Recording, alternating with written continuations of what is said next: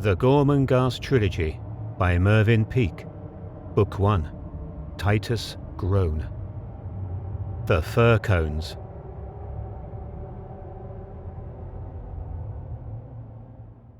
The wind had dropped, but the air was bitterly cold, and Steerpike was glad of his cape. He had turned the collar up, and it stood stiffly above the level of his ears. He seemed to be bound for somewhere in particular, and was not simply out for a nocturnal stroll. That peculiar half-walking, half-running gait was always with him. It appeared that he was eternally upon some secret mission, as indeed from his own viewpoint he generally was.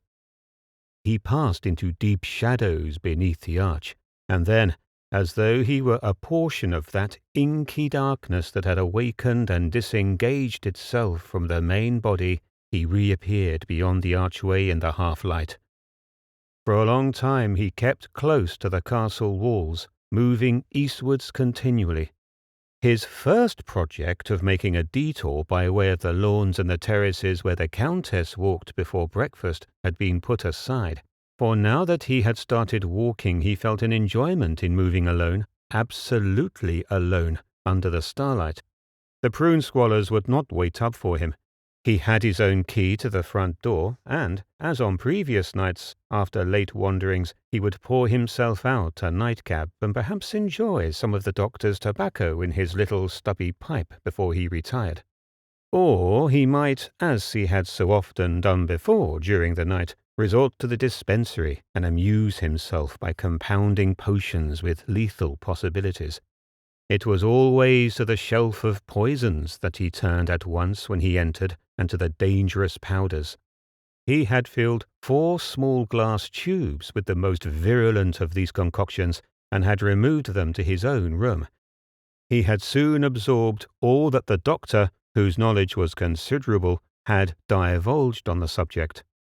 Under his initial guidance, he had, from poisonous weeds found in the vicinity, distilled a number of original and death-dealing pastes. To the doctor these experiments were academically amusing. Or, on retiring to the prune squallers, he might take down one of the doctor's many books and read. For these days a passion to accumulate knowledge of any and every kind consumed him, but only as a means to an end. He must know all things, for only so might he have, when situations arose in the future, a full pack of cards to play from. He imagined to himself occasions when the conversation of one from whom he foresaw advancement might turn to astronomy, metaphysics, history, chemistry, or literature, and he realized that to be able to drop into the argument a lucid and exact thought, an opinion based on what might appear to be a lifetime study, would instantaneously gain more for him than an hour of beating about the bush and waiting until the conversation turned upon what lay within his scope of experience. He foresaw himself in control of men. He had, along with his faculty for making swift and bold decisions, an unending patience.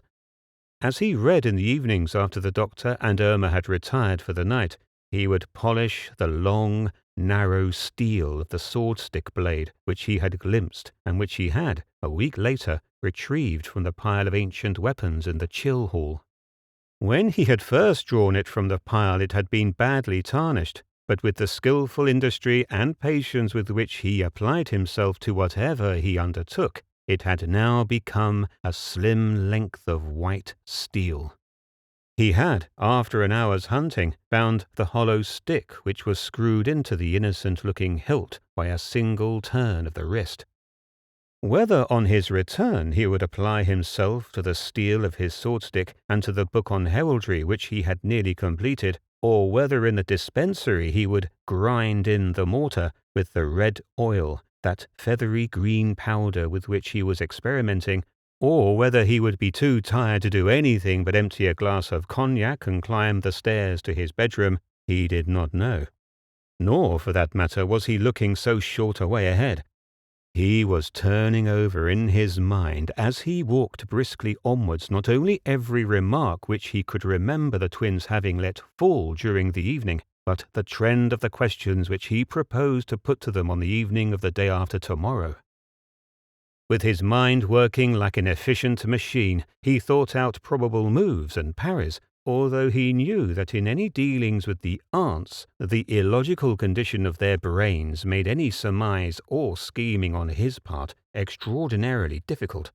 He was working with low-grade material, but one which contained an element which natures more elevated lack, the incalculable.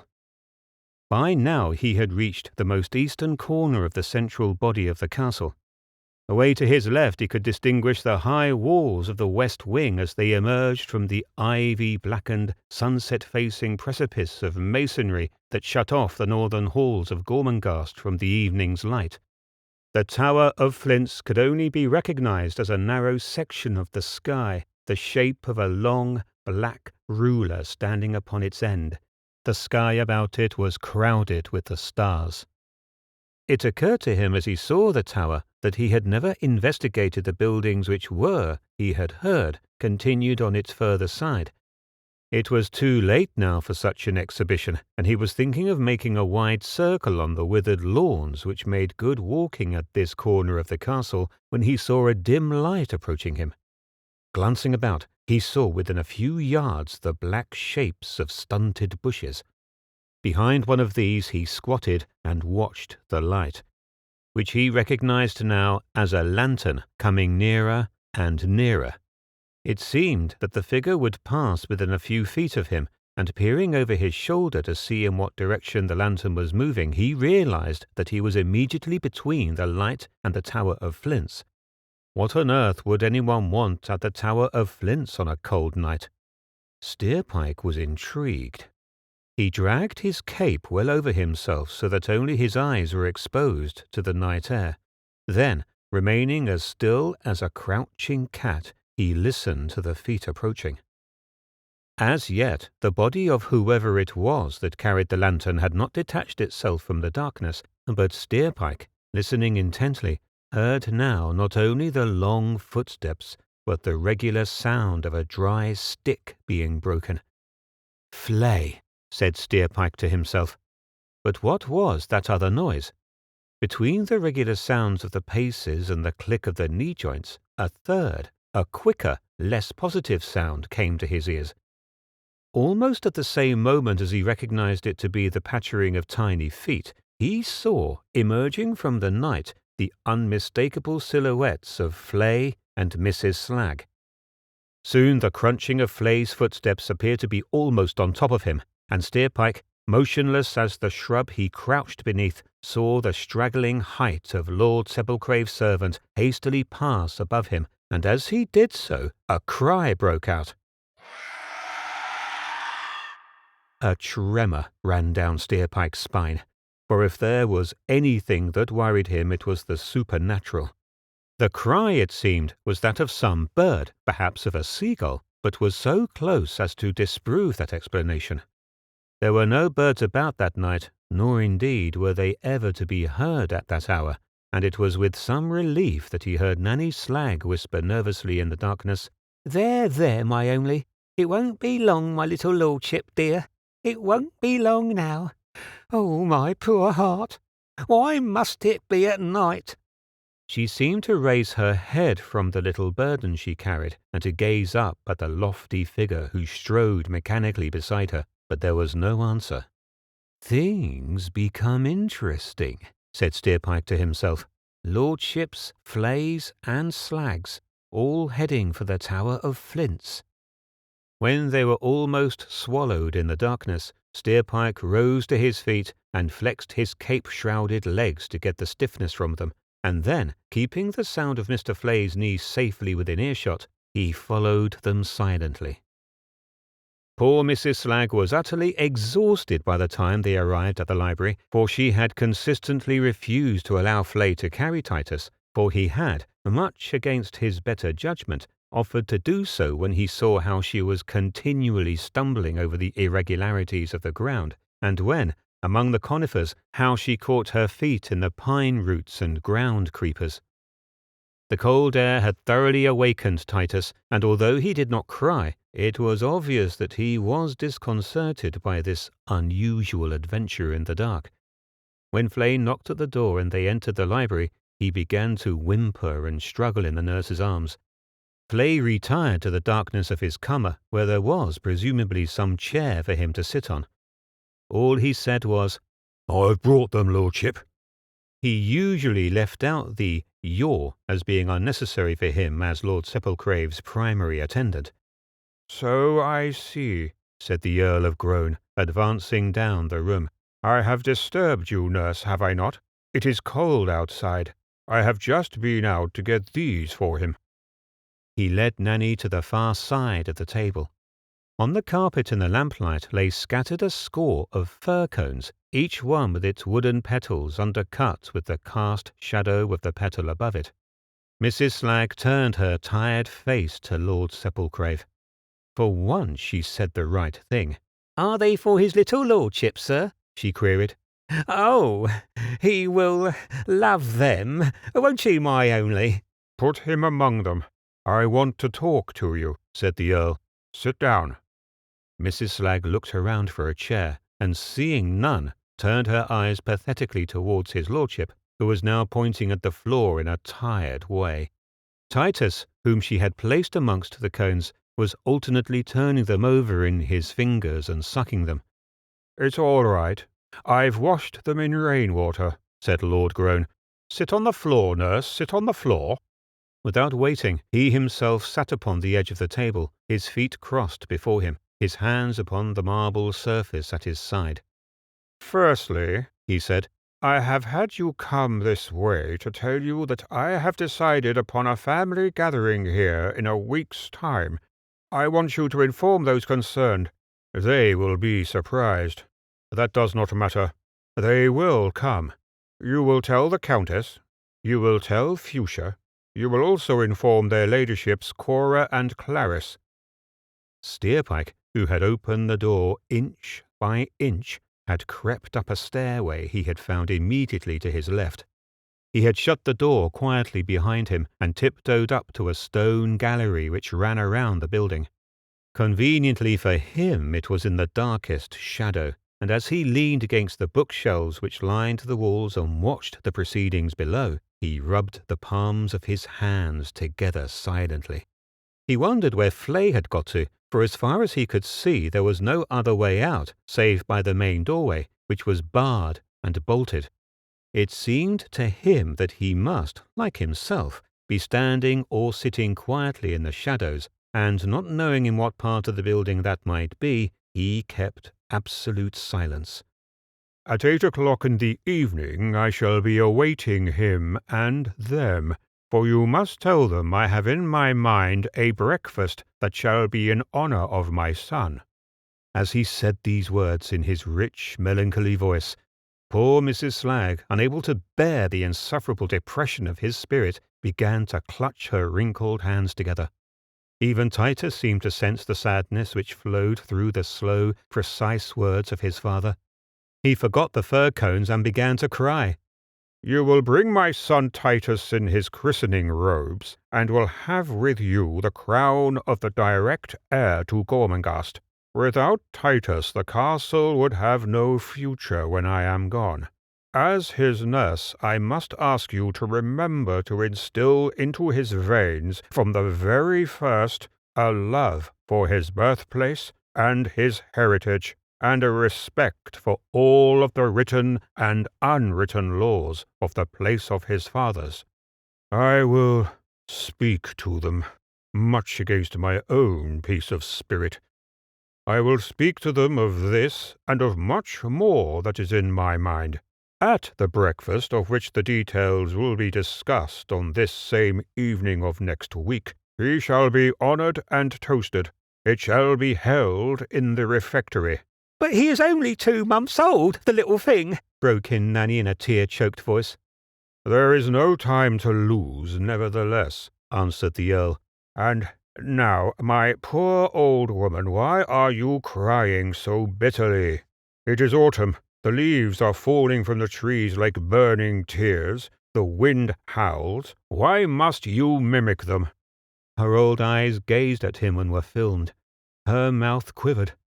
"I am so tired, sir," she said. "Then lie down, good woman, lie down," said Lord Sepulcrave.